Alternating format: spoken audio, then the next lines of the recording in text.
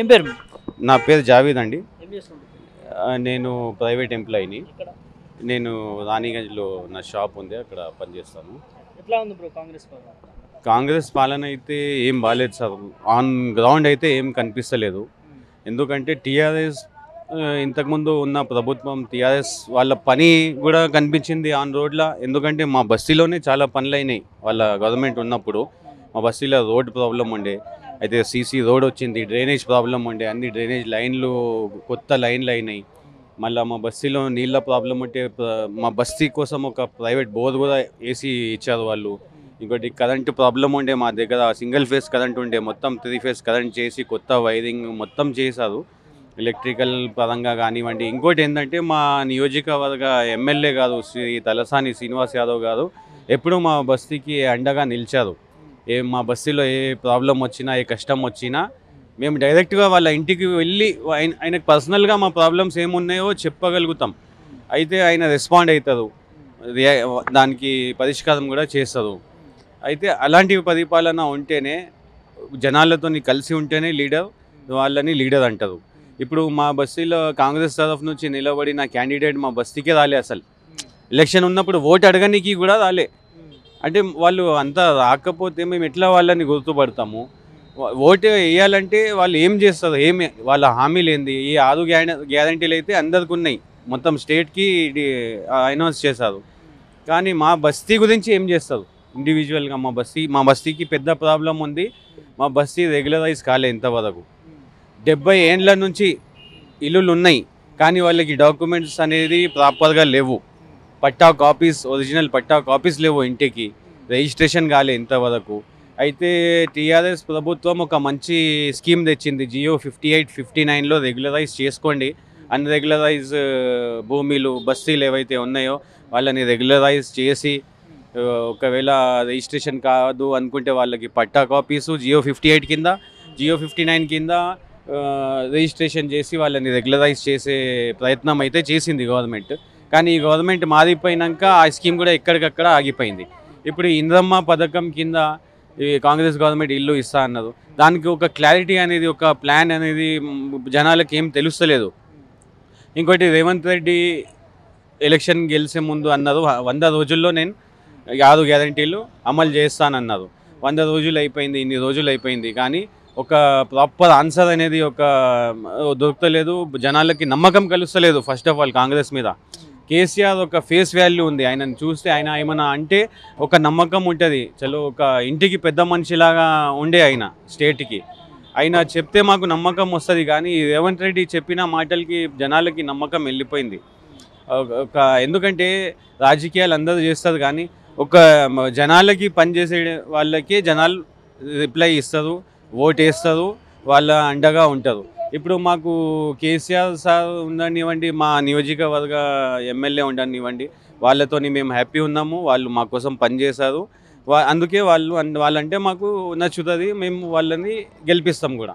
ఇంకోటి ఏంటంటే, ఇప్పుడు రాబోయే ఎంపీ ఎలక్షన్లలో మనకు ఉన్న మరి కోనే కాంగ్రెస్ దానం నాగేందర్ రెడ్డి, ఆయన కూడా బీఆర్ఎస్ పార్టీలో గెలిచి మళ్ళా కాంగ్రెస్లో వెళ్ళిపోయినారు.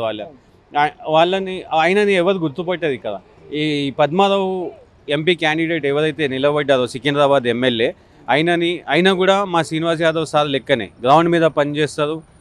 మా ఇంటికి దగ్గరే ఉంటారు, ఆయన మాకు రీచబుల్లో ఉంటారు. ఆయన ఇంటికి కూడా వెళ్ళి మేము మా బాధలు చెప్పుకునేటట్టు ఉంటుంది ఆయన గెలిపించుకుంటే. ఇంకోటి జనాల్లో ఉండే లీడర్లు అంటేనే సిటీ వాళ్ళకి నచ్చుతుంది. ఎందుకంటే సిటీ వాళ్ళకి ఏంటంటే ప్రాబ్లమ్స్ ఉంటాయి, క్విక్ సొల్యూషన్ కూడా కావాలి వాళ్ళకి. ఊర్లలో వాళ్ళు ఏమనుకొని కాంగ్రెస్ని గెలిపించినారు, ఏమో వాళ్ళ మైండ్ సెట్ ఎట్లుండే మాకు తెలీదు. కానీ మా సిటీ వాళ్ళు అయితే ఒక క్లారిటీగా టీఆర్ఎస్ని గెలిపించుకున్నాము. మాకు ఇంకో టర్మ్ కూడా టీఆర్ఎస్కి వస్తే చాలా పనులు అయ్యేది. ఒక కాళేశ్వరంలో ఒక చిన్న క్రాక్ వచ్చిన వల్ల గవర్నమెంట్ని డిఫేమ్ చేసే ప్రయత్నం చేసింది కాంగ్రెస్ గవర్నమెంట్.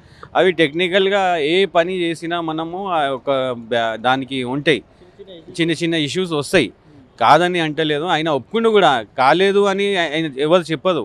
అయింది, ప్రాబ్లం అయింది, దానికి సొల్యూషన్ ఏం తీయాలో అది ఆలోచించాలా. కానీ ఇట్లా ఒక చిన్న చిన్న ఇష్యూస్ మీద ఇప్పుడు గవర్నమెంట్ మారిపోయింది. గవర్నమెంట్ మారిపోతే పార్టీలకు నష్టం ఏం లేదు, టీఆర్ఎస్ పార్టీకి కూడా నష్టం ఏం లేదు. కానీ పబ్లిక్ చాలా నష్టపోయింది.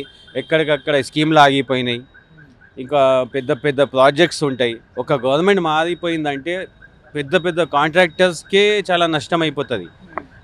వాళ్ళ పని ఉంటుంది, బిల్స్ ఆగిపోతాయి.